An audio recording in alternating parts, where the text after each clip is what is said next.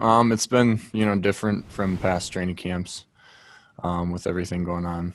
But I think we've had a good plan in place and adjusted pretty well. And, I think we're really getting in the work that we need to be able to be ready for week one. At this point, we're still working out how we want to move the offense. There's a lot of added pieces from the off season, and it's just trying to put the best foot forward and go from there. And offensively, I think we got a lot of good playmakers, and it's just trying to see how we can spread the ball as best as possible. Hey, Dan, wondering if you saw Peter Schrager kind of hype you up nationally and what it's like to get that kind of praise, being the guy who's had to fight to get to the NFL. And I know you haven't done a ton yet as far as production, but what's it like hearing your name on a national scale? Yeah, I got some college buddies that had sent me it and saw it on Twitter and everything, and it's pretty cool, pretty awesome to have some recognition from the outside world. But I think one of the nice things about doing training camp here at State Farm is that we're kind of locked into what we're doing, and it's nice to have some of that recognition, but at the same time we got to go in and practice each and every day no matter what, and it doesn't change anything what we got to do on the practice field. So I think it's nice to have that, but at the same time you got to kind of tuck it away and keep focused on what you're doing. Hey, Dan, obviously last year you kind of jumped onto the scene once you came over here. Was there anything just developing chemistry with Kyler that stood out to you, and kind of how has your guys' relationship developed since then? Yeah, being able to spend more time with him last year was kind of weird because I came at such an awkward time. But having training camp and having the off season and doing everything, really kind of diving into the offense and getting to learn it even more. And some of the checks that we're allowed to do, this offense really it allows athletes to have a lot of free range on getting open and finding green grass, and I think that really helps. And just working with Kyler on that level, after plays you can go and look and what were you seeing here, what do you think here, just trying to work out so that we're both on the same page. And having training camp in order to do all that is I think it's going to pay dividends once we get in the season. Next three will go Cam Cox, Mike Jurecki, Mark McClune. Hey, Dan, thanks for the time this morning. I think it was a few days ago, someone from the NFL Network said they picked you to have a breakout year, and Justin Pugh retweeted it and said, double down on that. Should have seen the catch he made in practice today. Which catch was he talking about, and what's it like to have that reputation amongst your teammates to know that someone can go up and get the ball? Yeah, it just happened in one of our team periods. One of the great things I think about,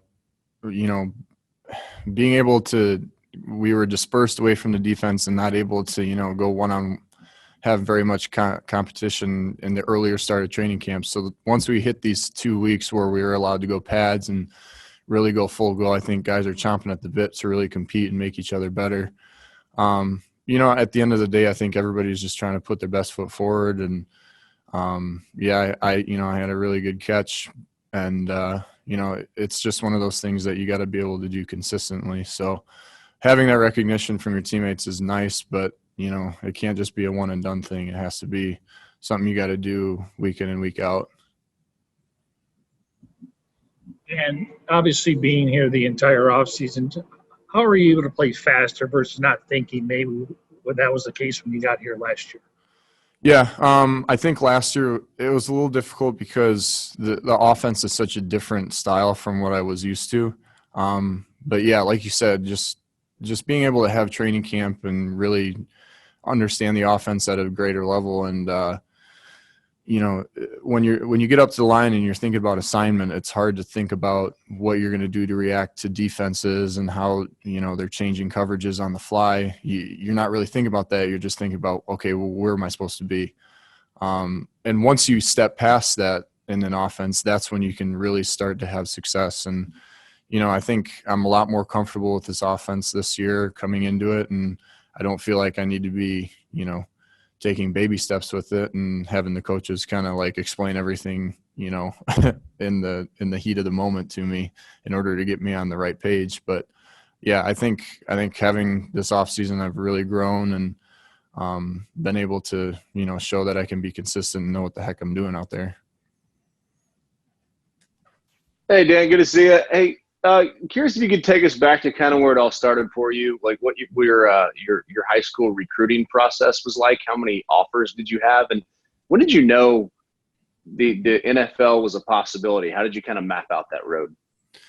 Yeah, so I spent 3 of my high school seasons in Illinois, and then my senior year of high school, we moved up to North Dakota. So I kind of got lost in the shuffle in terms of college recruiting from that move, and ended up didn't really get any offers to play anywhere. And you know, I grew up in Wisconsin, and I had heard about Platteville, and one of my older brothers had looked at it, so we knew about it. And I decided I want to go there and, you know, have a good education and play Division III football. And then, you know, as I got through my college career, about my junior years, when, you know, started getting some scouts that were taking some interest based off of production that I had in college. And from there, it just kind of blossomed, was able to get into Wisconsin's Pro Day and turn some heads. And from there, I was able to get on the Saints off-season roster, and you know, that's the rest is history. Okay, we will wrap it up with Catherine Fitzgerald and Kyle Odegaard, please. Dan, when we talked to Cliff a few minutes ago, he said that you're generally pretty quiet personality-wise, but will sometimes scream just to see if guys are paying attention. Is that true? And can you tell me kind of a bit why?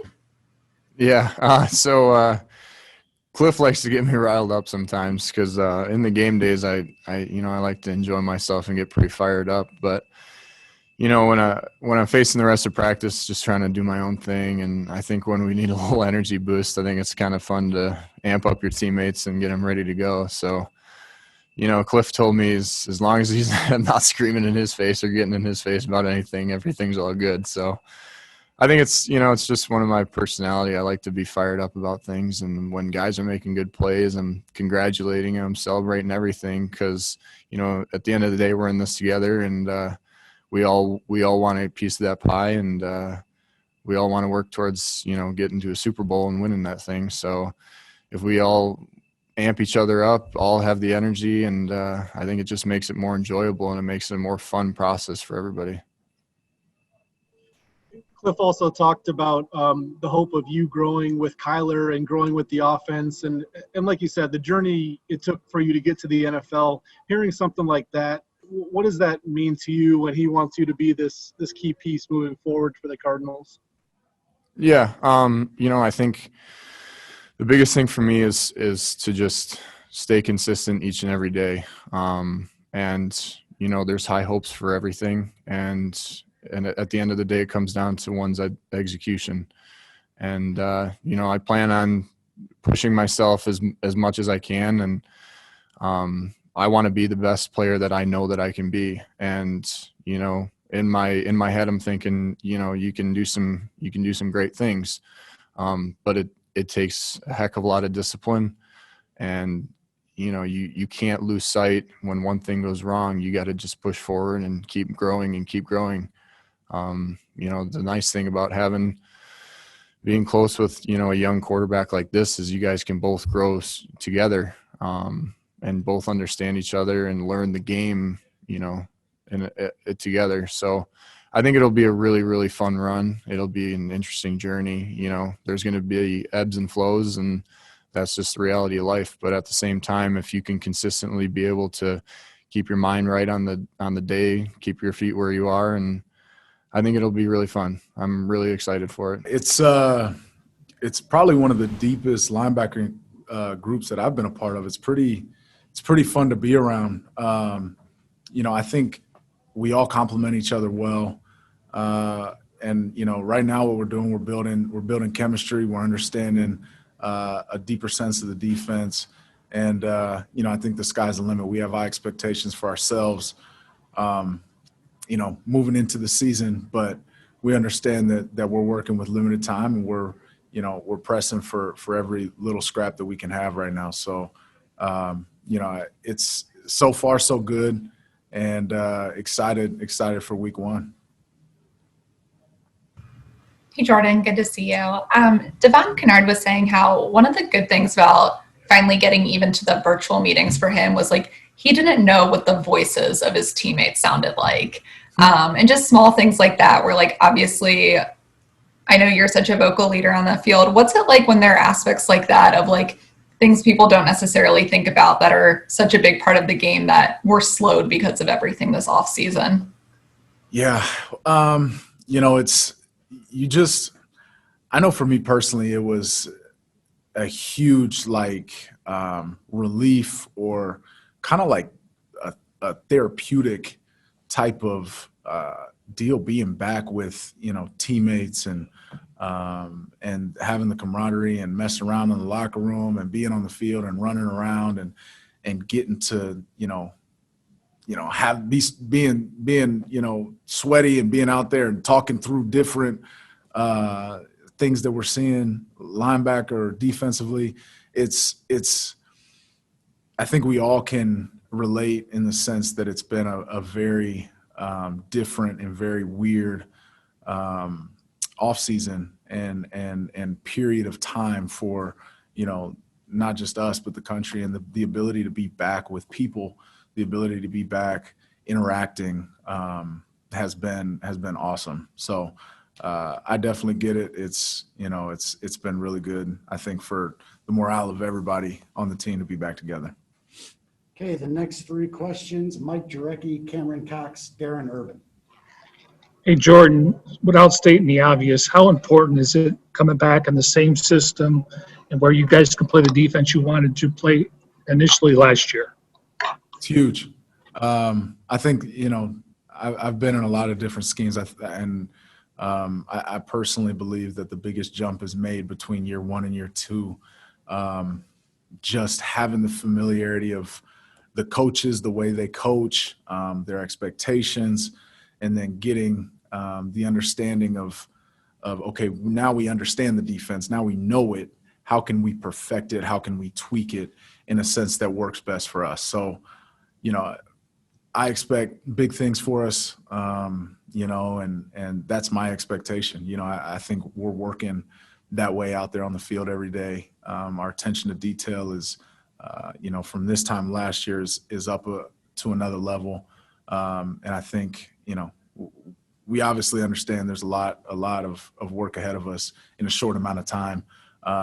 But, the work ethic and the understanding of where we're at and where we're trying to go has been awesome. And the ability to have that second year in the defense makes all the difference.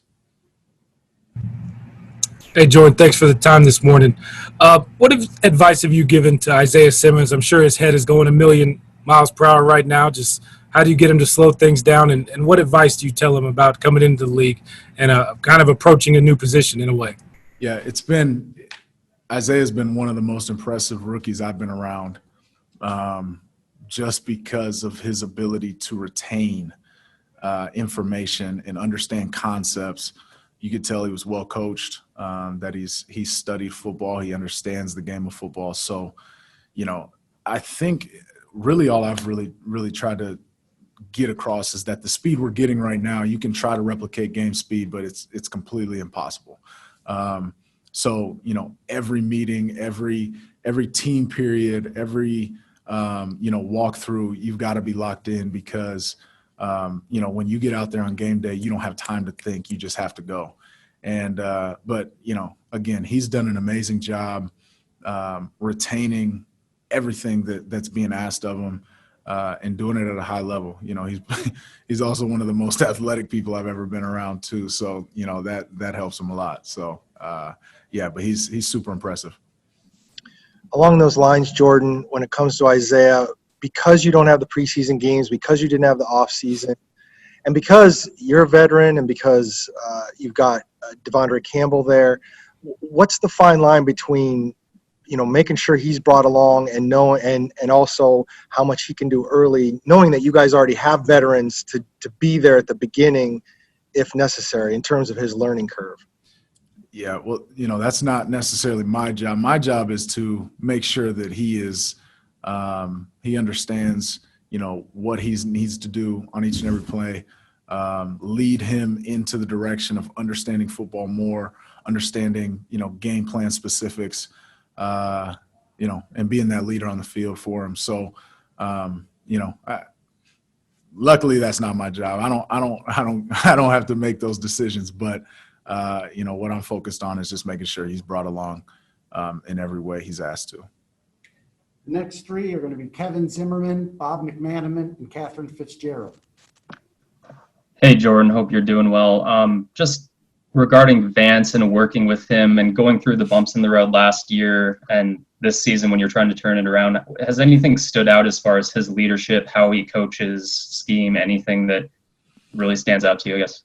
Vance is the same person each and every day, which, I really respect about him. He understands the game of football. He's taught me a lot about the scheme, also about how teams try to attack us.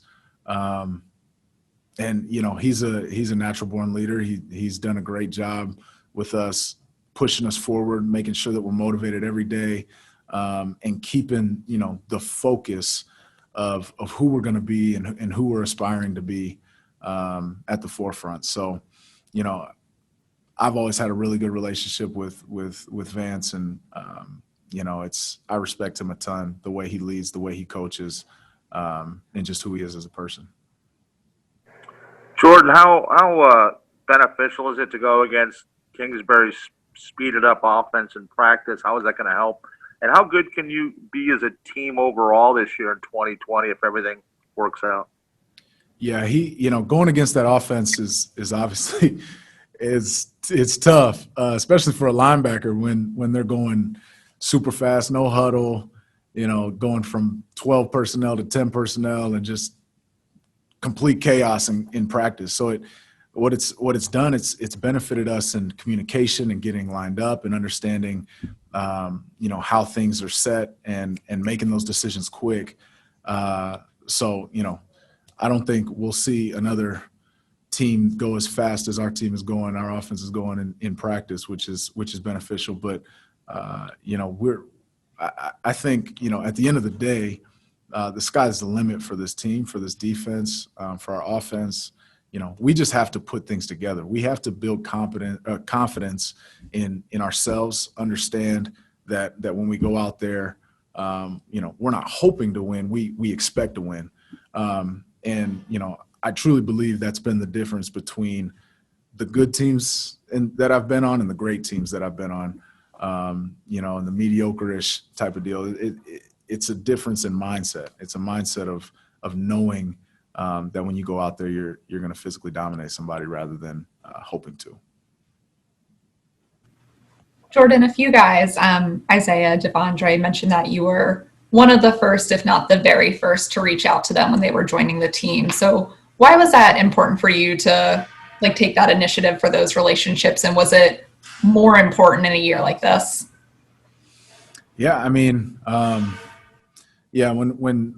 everything happened, right, when they were brought onto the team, it was complete chaos around the world. So everything was virtual. Everything was from a distance. I didn't know them. They didn't really know me. So yeah, it was definitely very important to reach out and start that relationship at that point. And then, we went through the virtual OTAs and everything and continue to progress, but there's nothing like being face to face and being out there on the field and going through highs and lows and figuring it out. So, that was just a beginning point for something that I expect to be a really good relationship and camaraderie between us all. We're going to finish up with one question from Mark McClune before Coach will be in. Hey, Jordan, good to see you. Hey, just curious, your kind of reaction this offseason with everything being virtual to the news of the number of guys added to the defense, like when Isaiah was picked, and then, you're seeing different things pop up on Twitter and you're seeing all these guys added to the defense. What were some of your reactions, especially draft day? I I guess excited. You know, to me, to build around, you know, to have pieces that you can play with and build a defense that is potentially going to be dominant, has the potential to be dominant, is always exciting. This game is, to me, the game is only fun when you win. And so, you know, at the end of the day, you're trying to build the best team so you can win. And, you know, when you add pieces to a defense that has a lot of potential going in and just continues to get better and better on paper, you know, it's exciting. But again, none of that means anything if we can't go out there and perform the right way. So, you know, at the end of the day, that's the focus, you know, that we have in practice and moving forward.